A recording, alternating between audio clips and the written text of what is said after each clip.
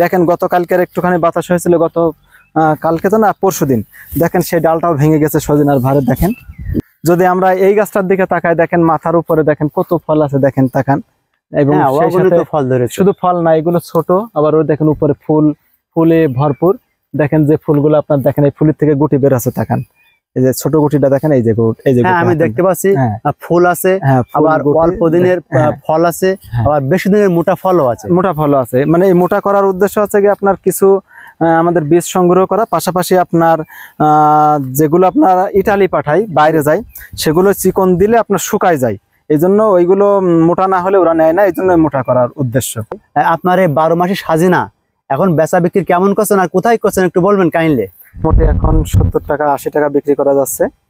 আর এটা বিক্রি করতেছি, গত পরশুদিন বিক্রি করছিলাম আপনার হচ্ছে খুলনাতে এক ব্যাপারীর কাছে, তার আগের দিনও বিক্রি করছিলাম খুলনার এক ব্যাপারীর কাছে। আর এরপরে আমরা কিছু বিক্রি করি আছে আপনার ইটালির এক প্রবাসী আছে আমাদের বাংলাদেশি ভাই, ওই ভাই এখান থেকে ইটালি নেয়। 12 মাসি সাজিনা অল্প দিনে অল্প খরচে কিভাবে সফল হবেন আজকের ভিডিওতে আমি আলোচনা করব। আমরা জানি এই সাজিনার অনেক ঔষধি গুণাগুণও আছে, যে আমরা আজকে জানবো এই 12 মাসি সাজিনা কিভাবে চাষ করে অল্প দিনে আমরা সফল হতে পারি, এই বিষয়ে যদি একটু বলতেন।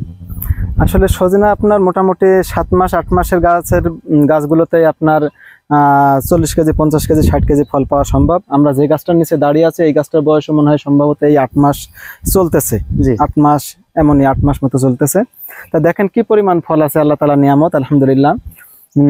আসলে এত ফল আসলে ভাষায় প্রকাশ করা যাবে না।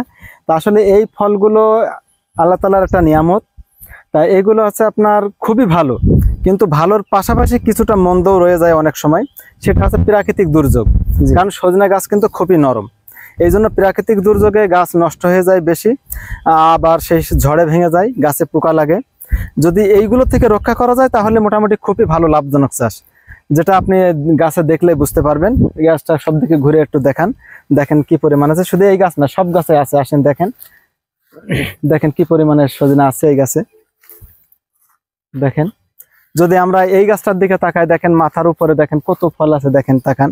এবং শুধু ফল না, এগুলো ছোট, আবার ওই দেখেন উপরে ফুলে ভরপুর। দেখেন যে ফুলগুলো আপনার দেখেন এই ফুলের থেকে গুটি বের আছে, তাকান এই যে ছোট গুটিটা দেখেন, এই যে আমি দেখতে পাচ্ছি ফুল আছে, আবার অল্প দিনের ফল আছে, আবার বেশি দিনের মোটা ফলও আছে। মানে এই মোটা করার উদ্দেশ্য হচ্ছে কি আপনার কিছু আমাদের বীজ সংগ্রহ করা, পাশাপাশি আপনার যেগুলো আপনার ইটালি পাঠায় বাইরে যায়, সেগুলো চিকন দিলে আপনার শুকায় যায়, এই জন্য ওইগুলো মোটা না হলে ওরা নেয় না, এই জন্য মোটা করার উদ্দেশ্য। এবং অনেকেই মনে করে যে আমাদের দেশি সজনা যেমন মোটা হলে খাওয়া যায় না, আসলে এগুলোর ব্যাপারে সম্পূর্ণ ভিন্ন, এগুলো এখনো কিছুই হয় না, এর বীজ এখনো শক্ত হয় নাই। আচ্ছা, আমরা এখান থেকে চারা তৈরি করতে পারি বীজ থেকে? জি, আমরা বীজ থেকে চারা তৈরি করতে পারি। আবার অনেক সময় এর ডাল ব্যবহার করেও চারা আসে। হ্যাঁ, ডাল থেকেও চারা হয় অনেক সময়। আচ্ছা, এই চাষটি আমরা কোন সময় করব? এটা আমরা যে আর মনে করেন যে আর হয়তো 1 মাস পরের থেকে এর লাগানো শুরু হবে, বা এখন থেকেও লাগানো যায়, কিন্তু এত আগে লাগানোর দরকার হয় না। মোটামুটি আমরা প্রতি বছরই আষাঢ় মাস থেকে প্রথম থেকে শুরু করি লাগানো। প্রথম বছরে কি গাছে ফল ধরে? এই প্রথম যে বললাম 10 মাসের গাছে, 8 মাসের গাছে, 7 মাসের গাছে আপনার 50 কেজি 60 কেজি 40 কেজি। এই গাছটার দিকে আপনি তাকান কত কেজি ফল আছে, তাও এই গাছটার মূল ডালটা কিন্তু একবার ভেঙে গেছে। এই গাছটার বয়স হচ্ছে আপনার এই মনে হয় গত বছর এটা লাগানো ছিল আপনার আষাঢ় মাসে লাগানো ছিল, তাহলে সামনে আষাঢ় মাস আসলে কিন্তু আপনার 1 বছর পূর্ণ হবে। আপনি উপরের দিকে তাকান ওই গাছগুলোতে, আবার যদি আমরা এই গাছগুলোর দিকে তাকাই, দেখেন এই গাছে তো পর্যাপ্ত হয়েছে। হ্যাঁ, দেখেন এই যে আবার ছোট ছোট গুটি বের হচ্ছে, দেখেন এই যে ছোট গুটি, এই যে ছোট গুটি। হ্যাঁ, আবার পিছনে অনেক মোটা মোটা আছে ফুল। জি, এই গাছটারও একটা ডাল গতকালকে ভেঙে গেছে, দেখেন। আর এখানে কি কি পরিচর্যা করতে হয় এই চারা রোপণের পর? এতে খুব বেশি পরিচর্যার প্রয়োজন হয় না সজনা গাছে, শুধুমাত্র মাঝে মধ্যে ছত্রাকনাশক আর মাঝে মধ্যে কীটনাশক এটা দিলেই হয়। আর চারাগুলো কেমন দূরত্বে রোপণ করব আমরা?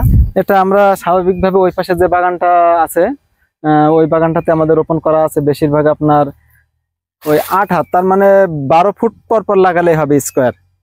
এখানে গাছগুলো আমরা স্বাভাবিক গ্রামের যে সাজেনাগুলো দেখি অনেক বড় হয়, এই গাছগুলো তেমন বড় হয় কিনা?